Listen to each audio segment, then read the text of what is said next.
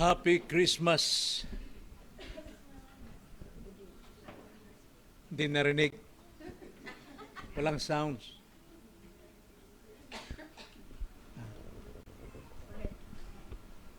Happy Christmas.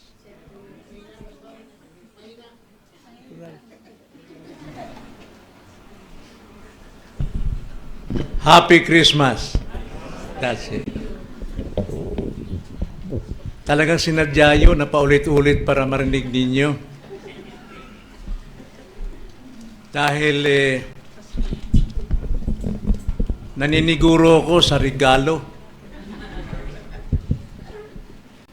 Baka makalimutan Kasi next Sunday, wala po kami rito.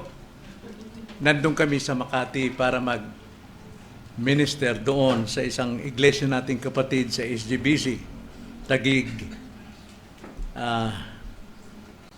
Kapag narinig natin ang kwento ng Pasko, medyo maraming allergic dyan. Medyo, para bang sinusumpa na natin yung pangalang Pasko. Dyan tayo lumaki. Kailangan lang nating maunawaan. Ano ba ang kahulugan ng Pasko? Kailangan ba tayong mga Reformed Baptist o Christian mabanggit yung Pasko? Ano ang kasamaan kapag nabanggit ang Pasko? Madalas, kapag ka nabanggit yung Pasko, kaya ayaw nang tanggapin yung salitang Pasko dahil ang mga tao nakatingin na lamang sa anghel at sabsaban. At sa modernong panahon, ay kaiba na, nakatuon na sa 13 months. At saka bonus, kaya iniiwasan ang greetings about Pasko. Now, hindi ko sinabing Merry Christmas, kundi sabi ko Happy Christmas. Gusto kong makita natin ang pagkakaiba, sapagkat Merry is traditional, but Happy is biblical. Matthew chapter 1, ang tunay na Pasko ay ito yung pagkakatawang tao ni Kristo. Hindi yung the birth itself of Christ, but the incarnation of God. Ang pagkakatawang tao ng Diyos. Kaya instead of Pasko, dapat Happy Incarnation. Pero dahil pandaigdigan pong tradisyon ang pagtawag ng Pasko, at hindi naman ito talagang masama maliban sa ibang relihiyon, ay ginagamit natin sa Reformed Baptist upang maging gamit natin pag-expose o exposition ng salita ng Diyos, not na gamitin natin para sa celebration. So nakita natin dito po sa chapter 1 ng Matthew, nung pong dumating ang kapanahonang ipanganak si Jesus bilang incarnation, ito po ay makikita natin sa tahimik na lugar, sa Bethlehem. At makikita natin ito na ito'y personal, masalimuot na drama sa buhay ng mag-asawa na si Jose at Maria. At this time, sila po'y betrothed. Naka-engage sila. At sa panahon yun, pag-engage ang dalawa, sila po'y nagsasama na. Pero hindi pa sila kasal. At kapag kasal sila, doon na nila gagawin ang katungkulan as husband and wife. Pero dito, niloob nila sa kanilang tradisyon na magkaroon ng betrothal agreement sa loob ng 1 taon upang makita kung sino ang hindi tapat sa kanila na umiibig sa isa't isa. Kaya pagdating po sa Matthew chapter 1 verse 18 to 25, ito na yung kapanganakan ng ating Panginoong Hesus. At makikita natin ng papel ni Jose at ni Maria. Na makikita natin dito, nagkaroon ng malaking problema si Jose. Dahil si Maria ay nagbuntis.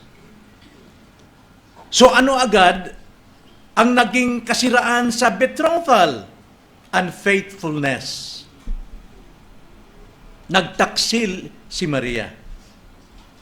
At ayon sa kaugalian ng mga Hudyo, sino man sa kanila magtaksil, dadalhin sa plaza upang batuhin ng lahat ng community upang mamatay. That is the judgment.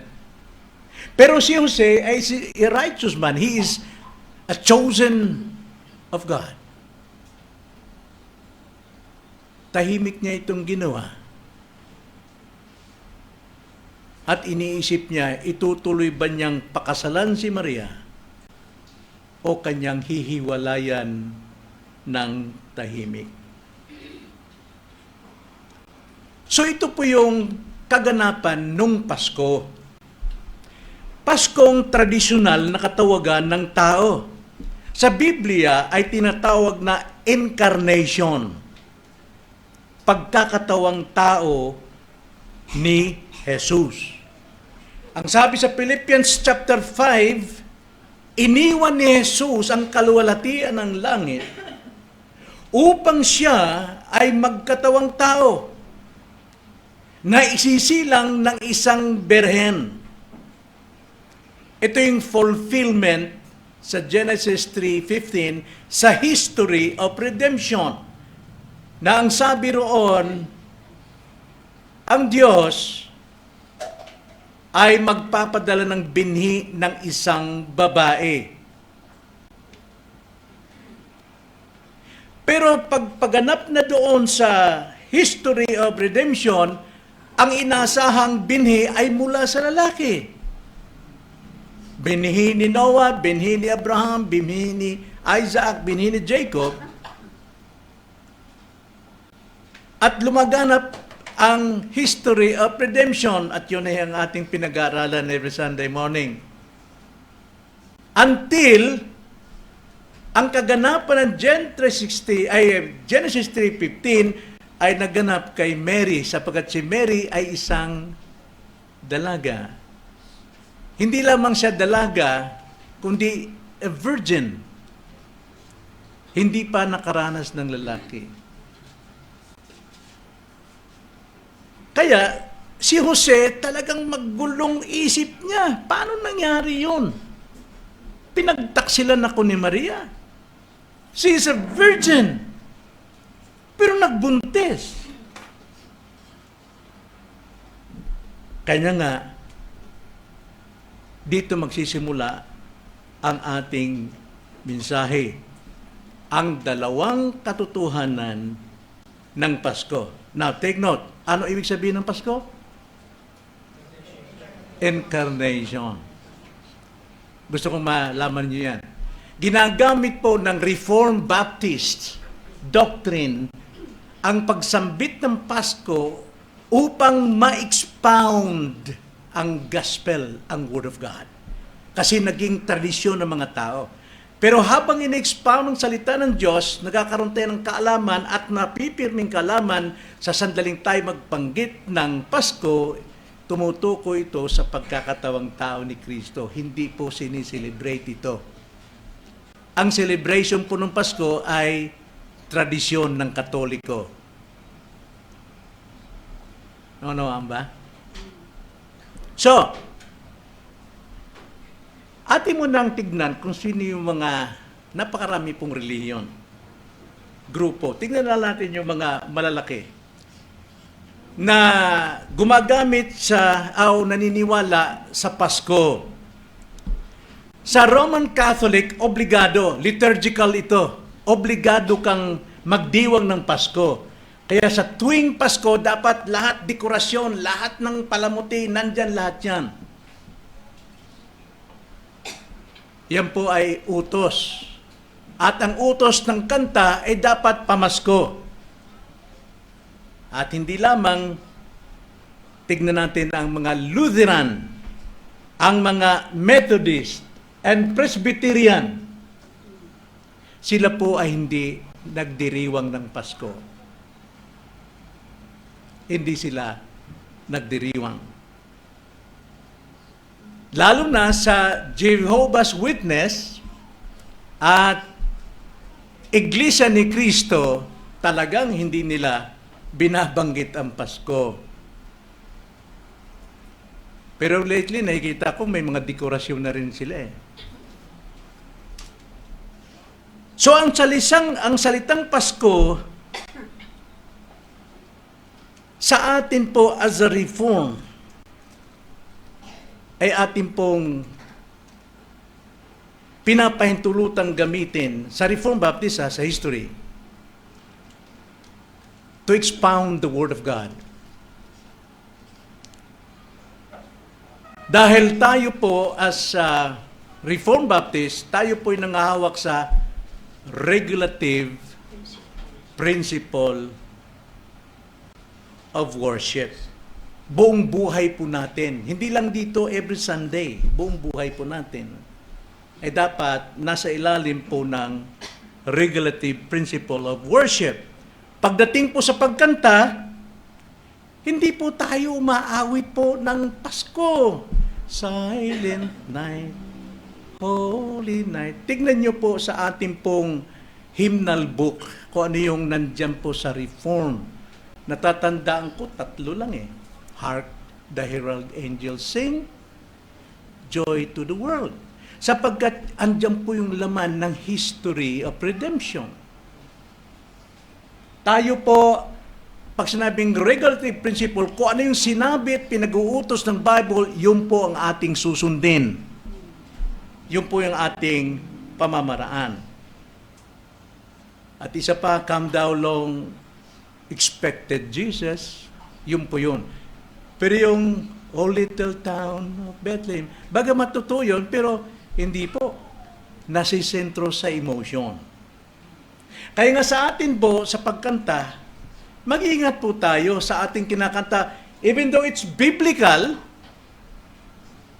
pero yung hymn, yung sound is emotional.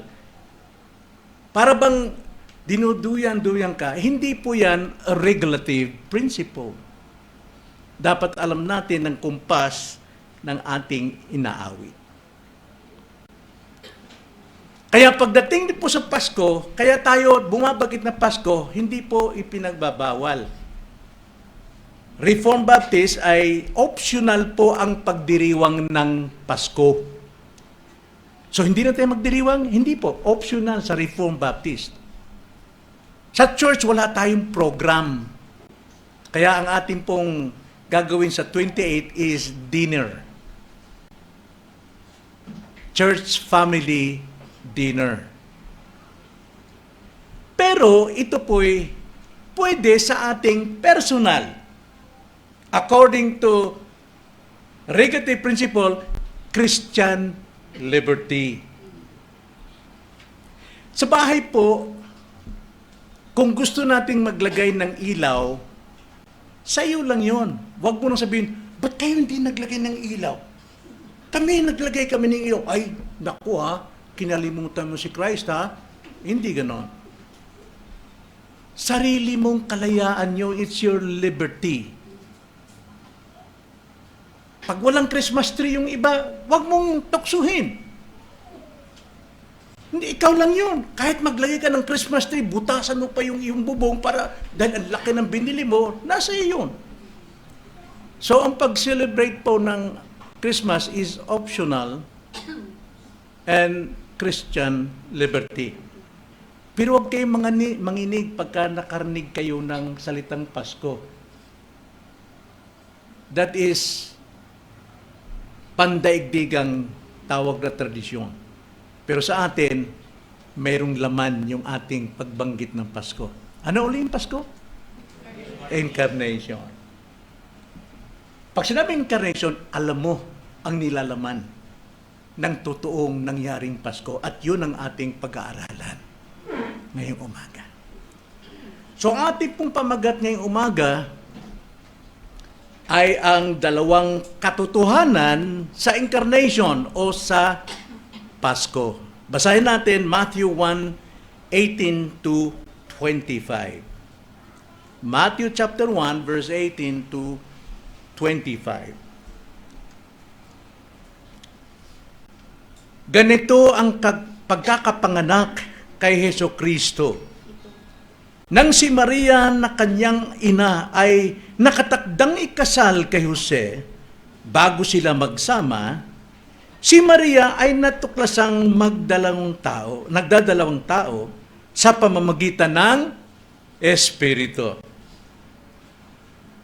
Si Jose na kanyang asawa, palibhasa ay isang taong matuwid at ayaw ilagay sa kahihiyan si Maria, ay nagpasya na lamang na kanyang hiwalayan ng lihim. Ngunit samantalang pinag-iisipan niya ito, ang isang anghel ng Panginoon ay nagpakita sa kanya sa panaginip at nagsasabi, Jose, anak ni David, huwag kang matakot na tanggapin si Maria na iyong asawa, sapagkat ipinaglihin niya ay mula sa Espiritu Santo. Siya ay manganganak ng isang lalaki at ang pangalang itatawag mo sa kanya ay Jesus. Bakit Jesus? Sapagkat ililigtas niya ang kanyang bayan. Hindi sinabi ililigtas niya ang buong mundo. Pero mayroon siyang bayan. Sino yung bayan niya? Pinili bago pa likhain ang mundo. Inibig na ng Diyos yun. Yun ang layunin ng kaligtasan. The plan of salvation ay makikita sa history of redemption. Ililigtas mo ang bayan sa kanilang mga kasalanan. Saan daw ililigtas? Hindi sa kahirapan, hindi sa kawalang trabaho, hindi sa walang asawa. But still we can pray. 22, nangyari nga ang lahat ng ito upang matupad ang sinabi ng Panginoon sa pamamagitan ng propeta. So, wala pa tayo doon sa history of redemption when it comes to prophets. Pero yung prophets, yung kanilang message is Genesis 3:15. Okay? So, ginamit ito ng anghel. Ang sabi dito sa 23, narito, magdadalang tao ang isang birhen at manganganak ng isang lalaki. At ang pangalang itatawag nila sa kanya ay Emmanuel. Nang ibig sabihin, ay kasama natin ang Diyos. Nang bumangon si Jose mula sa pagkakatulog, ginawa niya ang ipinag-utos sa kanya ng anghel ng Panginoon. Kaya't siya'y kanyang tinanggap bilang kanyang asawa. Ngunit hindi niya ito nakilala o ginalaw hanggang sa maipanganak nito ang isang lalaki na pinangalanan niyang Jesus. Tayo manalangin. Panginoon, muli, tutunghay kami sa iyong mga salitang katotohanan. Ng katotohanan ito ang siya makapagpapalaya sa amin. Salamat po sapagkat walang sawang ibinubuklat ninyo ang inyong katotohanan at walang sawa din ang banal na Espiritu na bibigay sa amin ng espiritual na kaunawaan. Nawa magligtas kayo sa mga taong wala pa pong kaalaman sa kaligtasan. Buksan niyo ang kanilang puso upang matanggap nilang katotohanan ito at ang katotohanan ang siyang makapagpapalaya sa kanila sa matagal ng pagkaalipin sa maling paniniwala. Maraming salamat po, itong aming dalangin sa pangalan ng Panginoong Hesus. Amen. So sa gitna ng pagkalito, takot at pagdududa ni Jose, ang Diyos ay nagbigay ng dalawang pangunahing katotohanan. Ayaw ng Panginoon na masira ang planong kaligtasan. Kaya nga, ang Diyos ay nagbigay ng dalawang pangunahing katotohanan na siyang pundasyon ng ating kaligtasan at pag-asa. Dalawang katotohanan na ginawang makabuluhan ang Pasko.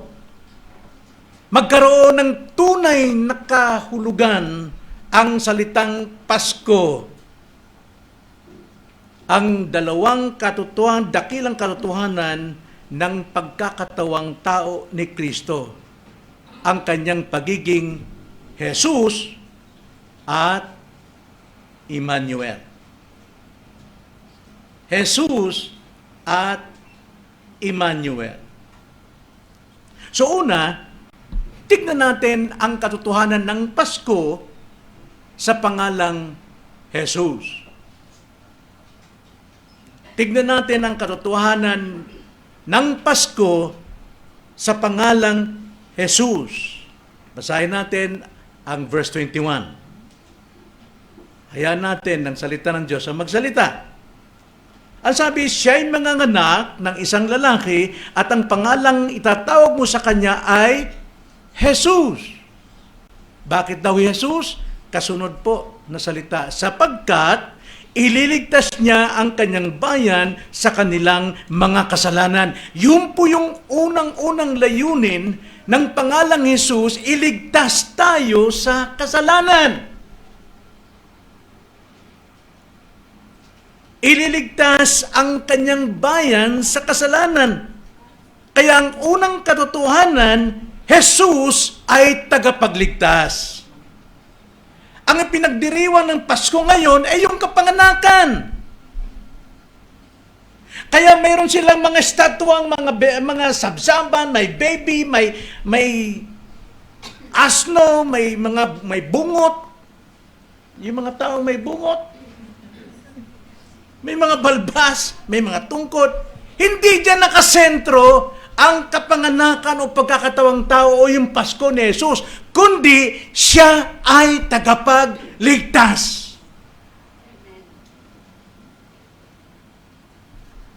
Sa panahong ito, si Jose at Maria ay nasa kasunduan pa lang, gaya ng sinabi ko. Bago sila magsamang bilang mag-asawa, pero nagsasama na sila upang matyak ang kanilang katapatan. Kaya si Jose ay nakaharap ngayon, humarap sa grabing pagkalito. Bakit ito nagdalang tao si Maria? Dapat ba niyang hiwalayan? O isurrender sa plaza para patayin ang kanyang minamahal? Pero dahil si Jose ay isang taong matuwid, mayroong pananampalataya na nagtuturo sa kanya ng tamang pangugaling katwiran, tinahimik niya lamang ito. At ang plano niya ay hiwalayan na lamang. Pero dahil siya po ay tao ng Diyos at ang plano ng Diyos ay hindi pwedeng mabali sa buhay niya, ayon sa kasaysayan, ang Diyos ay nagpadala ng anghel. Anghel, ang ibig sabihin, angelos sa Griego, ibig sabihin, messenger. Sa ating pong lahat dito, patungo tayo sa kapahamakan sa impyerno. But God, sa kanyang pag-ibig, sa kanyang plano sa iyo, dadalhin ka sa pangangaral sa mga minsahero ng salita ng Diyos upang marinig mo ang katotohanang makapagliligtas sa iyo.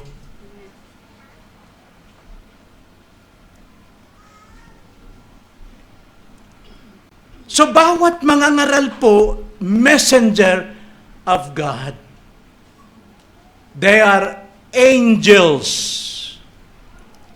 Kung ating babasahin ng Hebrews chapter 13, ang utos doon, maging hospitable tayo sa lahat pong umangking mananampalataya, baka anghel yung dumating sa iyo. Not literally anghel na may pakpak. Baka messenger of God yan. May message siya na ibibigay sa iyo.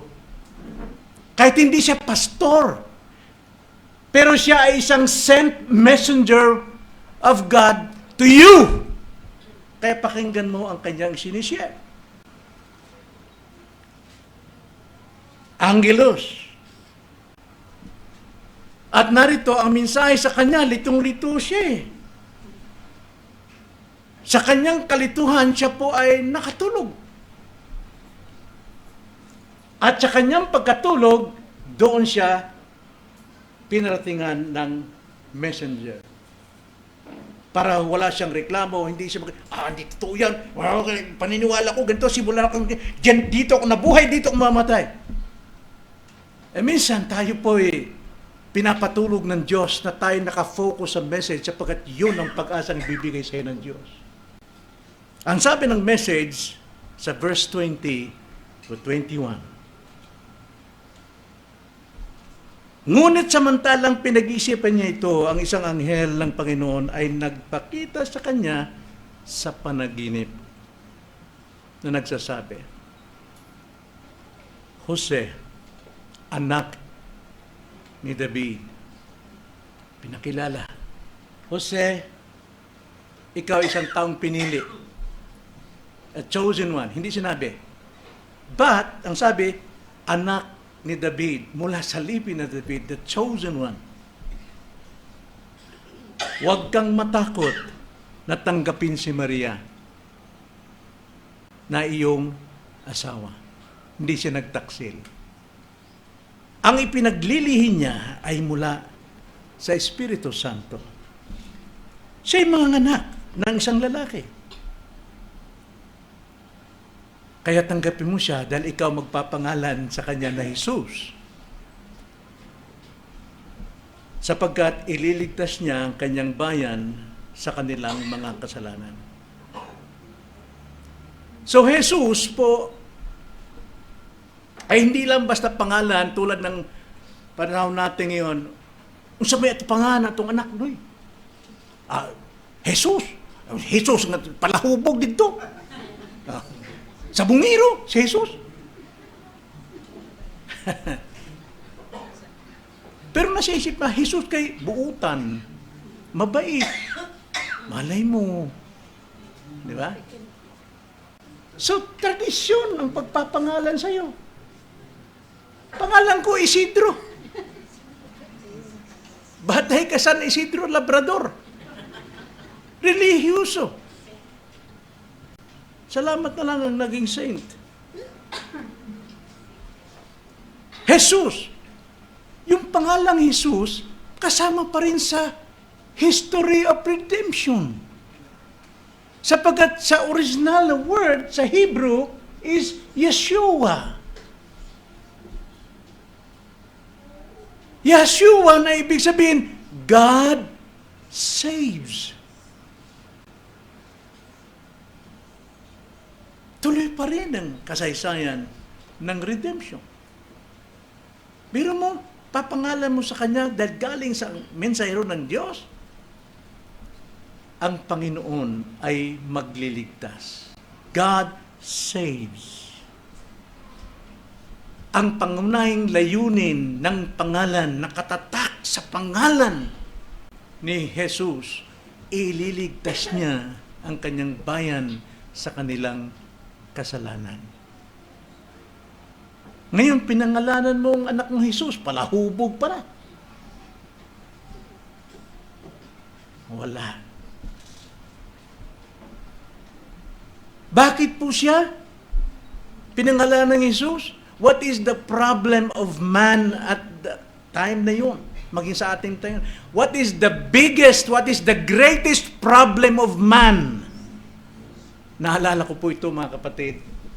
Nung kami ni Mama nasa mission at nagtayo kami ng Bible study sa Bunga, sa Baybay. Hinanap ko yung mga dating believers na tumalikod. Basta kami sumakay ng bus, sabi ko, Lord, gabayan nyo kami, turo nyo kami kung saan kami hihinto sa paglalakbay namin patungong Ormoc. Sige, tingin ako sa mga paligid, kami ni Mama. Parang namamasyal. Nakita ko isang matanda sa dulo ng tulay na nakatalikod, nakayuko. May malit na tindahan. Ma, baba tayo. Eto na. Baba kami ni Mama. May hapon nung. Mayaman. Buti naman. Nandito kami para kausapin kayo tungkol sa Panginoon. Mabuti yan. Sige, dito tayo sa may tindahan. Sabi ko, saan po yung asawa nyo? Paralyzed, nandun sa loob. Sabi ko, ito, nagkwento na ako. Pagkatapos ng kwento ko, alas 12. Sabi niya, kaon ka bagbuwad. Kain ka ba raw ng daing? Oo naman. Pero may tindahan sila. Ay, hindi ganit na lang. Bibili kami ng sardinas nyo, ulamin natin. So pagkakataon ko no, may share yung salita ng Diyos habang kami kumakain dahil binigyan kami ng time. Doon nagsimula yung Bible study. Pagbalik namin, tinawag niya na yung kanyang backslider na anak na babae. At yung babae naman, hanggang sa napuno yung bahay nila sa likod, malaki. At ang dumadalo ay galing ng baybay. Mga teachers ang bumababa. Every meetings namin. Tumagal kami ni Mama ron ng almost a year. Isang gabi, kasama namin si Os, buhay pa noon eh. Magsisimula na kami, dumating ang 3 tao. Nagpakilalang pastor. At alam niyo ba yung pastor na 3 yon? Pastor sa baybay na dati kong kasama sa Pentecostal na ngayon ay Reformed. Pero hindi pa reform ugali nila. Pero yung babae palang backslider, yung pala yung member nila sa Bible study noon. Pastor, siga eh. Nandito kami para bawiin ang Bible study. Tagal na namin to, 10 years naming Bible study ito. Sabi ko, 10 years, ba't hindi naging church? Babawiin namin. Amin ito eh. Nung magting yung tenga ko mga kapatid, naku, babalik yata yung luma kong pagkatao nito. Sa bagay, tingin-tingin ko, kayang-kaya ko, tig-isang pangalang ito eh. Inawakan ako ni Mama rito, Papa, o sige, kung babawiin ninyo, pero magsimula muna tayo. Hayaan mo na ako mag-preach for the last time. Hey, Pastor, mag-preach ka, ano gusto mo? So, ang aking title, What is the Greatest Problem of Man? Biglang tumayo yung mga pastor to. Babae! Ako, dugay na kong litaw, pero problema ng babae eh.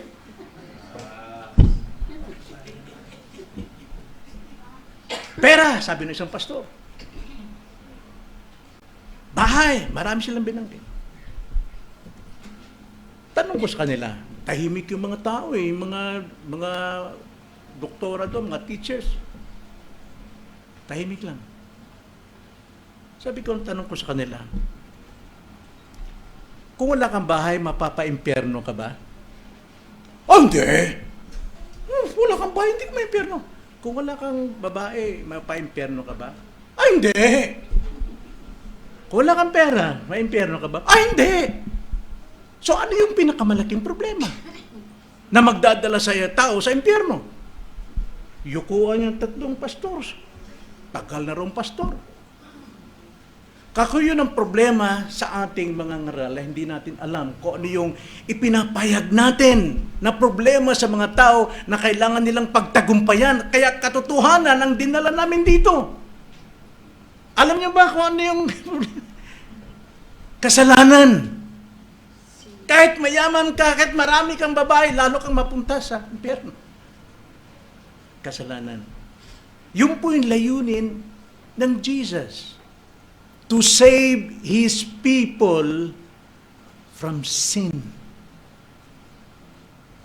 Kaya bilang Christian, tunay na Kristiyanong sumusunod lamang sa Biblia, hindi sa tradisyon, Ipinagdiriwang natin ang Pasko, Incarnation, dahil ito si Jesus nagkatawang tao sa aking kaligtasan. Kaya ako'y nagsusumigaw sa pagdiriwang na ito. Pero hindi daan sa mga Christmas tree. Pero sabi ko sa iyo, kalayaan niyan, maglagay kayong Christmas tree. Kami may ilaw, kami kumukuti-kutita. Pero kalayaan natin ito. Pero tignan natin, tayo namumuhay sa katotohanan. Then ilabas natin ang katotohanan. Ano bang pininiwalaan ng Reformed Baptist Church na ito? Biblia lamang, hindi opinyon ng tao, hindi komentary ng tao. Kahit na sabihin kong mga Kristiyano, tulong yon para unawain ang salita, pero hindi yon ang ipapangaral ko. Kundi anong sinasabi ng salita. Makikita niyo naman, verse by verse, word for word, nagsasalita ang sa Diyos sa atin. Ipinapaliwanag ng mga ngaral batay sa kanyang natutunan sa komentary na hindi niya kayang paliwanag dito.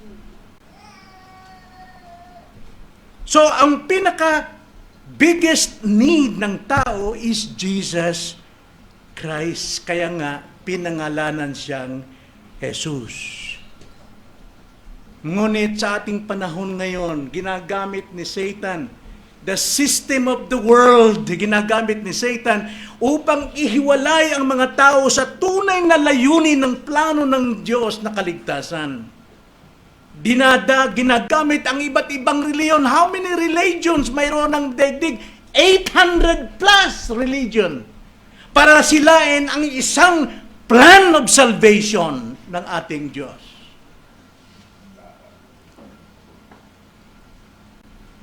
So ang epekto ng ating tagapagligtas, walang iba maliban kay Hesukristo lamang ang kaligtasan. Gaya ng sinabi kanina, binasa natin Romans 11:36, ganito ang sabi, sapagkat mula sa Kanya at sa pamamagitan niya at para sa Kanya ang lahat ng mga bagay sumakanya nawa ang kaluwalhatian magpakailanman. Our celebration must be on Christ, in Christ, not in the tradition. Pero you can celebrate Christmas sa iyong bahay kung gugustuhin mo, malinis ang konsyensya mo. Then ikalawa, mga kapatid, dalawang katotohanan. Ano yung unang katotohanan? Sa Pasko, si Jesus ang tagapagligtas. Then secondly, ikalawang katotohanan ng Pasko, si Jesus ay Emmanuel. Basahin natin verse 23. Narito ang magdadalang tao ang isang birhen at manganganak ng isang lalaki at ang pangalang tatawag sa kanya ay Emmanuel. Dalawa. Nang ibig sabihin, ang tagapagligtas ay kasama natin. Sino yung tagapagligtas? Diyos na nagkatawang tao ay kasama natin. Emmanuel, ito yung saligan ng pangangaral at doktrina ng mga prophets at the old times.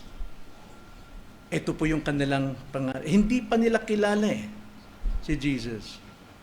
Pero kilala nila na siya ay isang Emmanuel.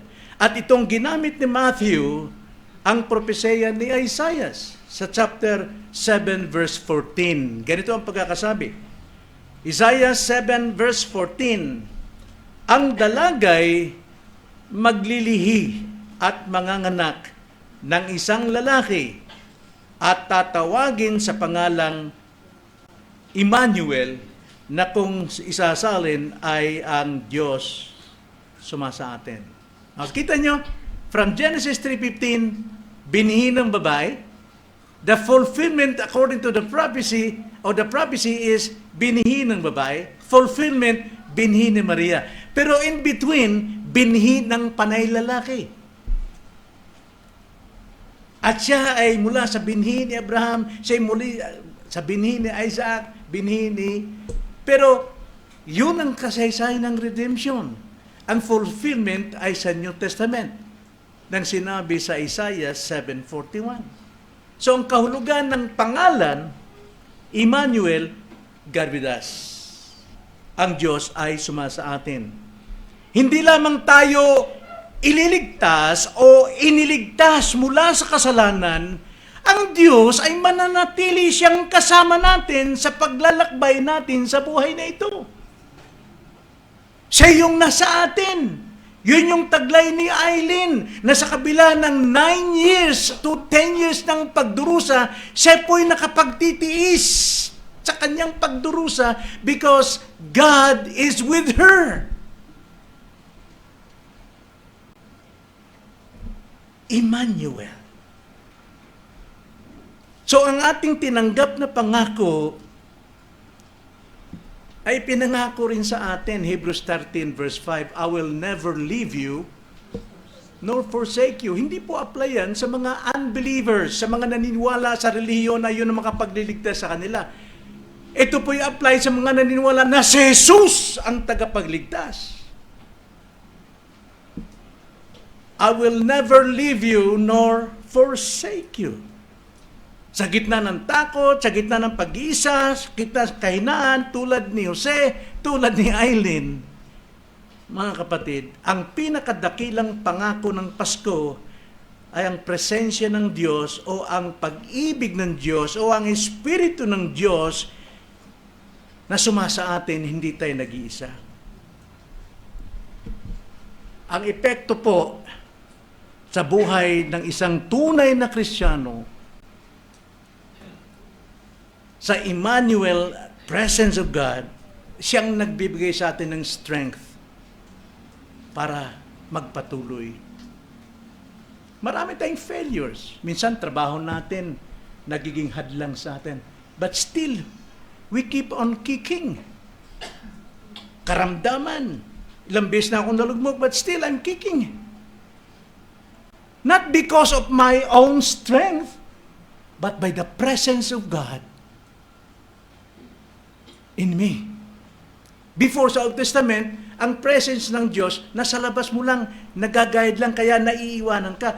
But this time, sa panahon ng grace, panahon ni Jesus Christ, ng kanyang salvation, the presence of God is in us. Nasa atin, kaiba na po yun. Kaiba na. According to the plan of salvation. Diba? Sunod-sunod, alam na natin yan. Isipin nyo, magbibigay ako ng illustration. Isipin natin na sa gitna ng karagatan na maunos, maalon, madilim, may taong nalulunod. Ikaw yun. At ako. Wala ka na magagawa. Naghihintay ka na lamang kung kailan ka mamamatay. Mamamatay ka talaga. Pero dahil po sa plano ng Diyos, may dumating na magliligtas sa iyo. Hinagisan ka ng tali. At anong gagawin mo? Anong response mo? Ayaw ko niyan. Hindi important. Kung alam mo ang situation mo na you are in danger, you will believe, lahat ng trust mo, ibibigay mo sa lubid. Hindi dahil mayroon kang kondisyon, kung ang tinuro ng reliyon. Pero hinagisan ka ng Kristo, ng lubid, talaga namang kakapit ka sapagkat yun ang iyong pag-asa. Kaya kang hilain nung may hawak ng lubid na naghagis sa iyo para iligtas ka. Pero ang kagulat-gulat, yung naghagis ng lubid, lumundag. At sinamahan ka. At hindi lang sinamahan ka, yanakap ka ng buong higpit. Hindi ka binitiwan hanggang sa dulo ng buhay makarating kayo sa barko. That is Jesus Emmanuel. Si Jesus nagligtas sa iyo, pero hindi ka iwanan. Siya po ay yumakap at nanirahan sa iyo. Pero hindi ito tinatanggap ng maraming tao. Kalukuhan niyang pangangaral na yan. Basta kung naniniwala na si Kristo ipinanganak ng December 25 at namatay siya ng Kwaresma, sapat na yun. Gumawa ka ng mabuti, sumama ka sa reliyon, sapat na yun. Ilang beses kinang hinagisan ng tali ni Kristo. Mas mahalaga sa iyo ang kinagis na mong tradisyon. Hindi mo ba alam na once na kumapit ka sa tali ni Kristo, siya'y lulundag patungo sa iyo, yayakapin ka, sasamahan ka, hanggang maihahon ka sa mundong ito?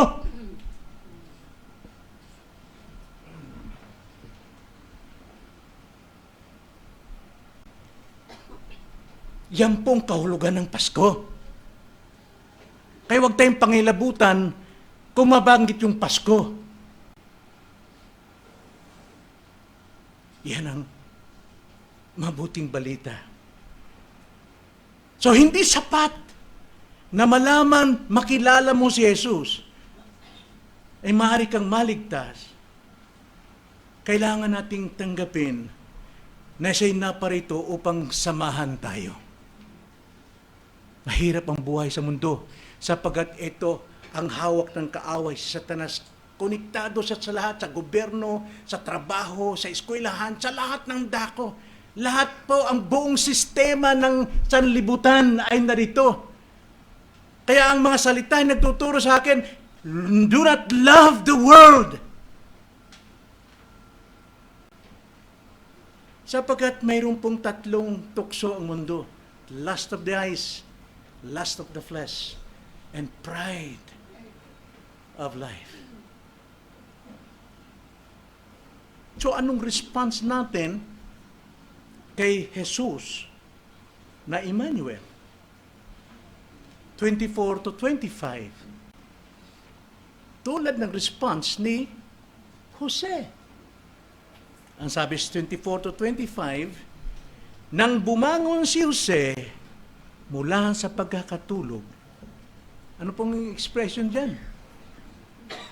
Bumangon si Jose sa pagkakatulog. Ano yung pagkakatulog? Pagkakatulog sa sama ng loob, kirot, kalungkutan, problema, anong gagawin niya kay Maria, papatay ba niya o hiiwan niya? Lahat po ng problema ng kasalanan na nasa atin pa. Ginawa niya. Nung bumangon siya sa pagkakatulog, ginawa niya. That is sanctification. Binigyan tayo ng Diyos ng kakayanang gawin na tayo magpatuloy sa pagbabago upang tayo maging katulad kay Kristo. At ito po ang larawan dito. Ginawa niya ang ipinag-utos sa kanya ng mensahero, ng anghel. Anghel ng Panginoon o mensahero ng Panginoon. Siya'y kanyang tinanggap bilang kanyang asawa. Tinanggap niya si Maria. Kahit sa isip niya, nagkasala si Maria. Kahit ang asawa niya ay nagtaksil sa kanya. Because he is a righteous man. Still, he loves his wife. He forgave his wife. Yun po yung faith na nandiyan sa kanya. And then, ang sabi ng ngunit, hindi niya ito kinilala, meaning to know or love, hanggang sa maipanganak niya ang isang lalaki na pinangalanan niyang Jesus. Yun po yung ating magiging response. Tanggap natin si Jesus ay Emmanuel tulad ng pagkakatanggap ni Jose. Siya yumuko sa harap ng misteryo. Yumuko siya sa harap ng misteryo. Ano misteryo? Incarnation. Ang pagkakatawang tao ni Jesus. Hindi yung kapanganakan ni Maria, kundi yung bunga. Ang pagkakatawang tao ni Kristo. Sumunod siya sa utos ng Diyos at tinawag ang bata na Jesus. Na Jesus. Ibig sabihin, ito'y nagpapakita na siya'y buong pusong nagpapasakop sa plano ng Diyos. Kahit hindi niya ito lubos na maunawaan. Maring ngayon sa ating mga kaibigan, hindi mo pa naunawaan lubos ito. Pero dahil naniniwala ka, magpapasakop ka na magpapanatili hanggang sa maunawaan mo ang lubos. So ang ating personal na Pasko ay hindi lamang tungkol sa dalawang pangalan, Jesus and Emmanuel, kundi ito'y tungkulin sa dalawang kilos na ito na nagbabago ng ating buhay. So dapat tayong mamuhay na si Jesus ang ating tagapagligtas at magpatuloy na si Emmanuel ang gumagabay sa atin tungo sa katapusan ng buhay. We trust Jesus as our Savior, and we obey Jesus, Emmanuel, as our guidance sa ating buhay. Ngayon, ano ang pinakmalaking unos mo sa buhay? What is your greatest problem sa buhay? Kasalanan. O kalungkutan ba? Wala kang bonus ngayon? May compare mo ba yan na nakilala mo ngayon si Jesus ay Savior mo at si Jesus ay Emmanuel mo? May compare ba ang salapi? O yung doubt mo dahil mayroon kang kinalakihang relihiyon? May compare ba yan kay Jesus as your Savior at ang iyong kasama sa walang hanggan? At this moment talaga, mga kapatid, naghahagis ang Diyos sa iyo ng lifeline. Naghahagis siya sa iyo ng tali. Ang response mo is to hold on to the truth. Kailangan talagang panghawakan at damhin mo ang yakap ng Diyos na sa lahat ng iyong nakaraan, burado lahat yun eh. Tanggapin mo ang kanyang bagong yakap sa isang bagong buhay. Sapagkat ang sinasabi sa banal na kasulatan, ang sino mang na kay Kristo, siya ay nagiging bagong nilikha. Wala na ang dati. Lahat ay nagbabago. Naniniwala ba kayo doon? Amen. Let us pray. Panginoon, nagpapasalamat kami sa iyong mga salita na tunay ito po ang magpapalaya sa amin. Nawa po, alisin po ninyo anumang pong pagdududa sa puso ng mga tao, sa mga salita ninyo, sapagkat ito lamang ang tanging niyang pag-asa upang siya ay makapiling mo sa walang hanggang kaharian at kaluwalhatian. Magbukas kayo ng puso upang lubusan niyang maunawaan at matanggap ang dakilang salita ninyo. Ito ang aming dalangin sa pangalan ng Panginoong Hesus. Amen.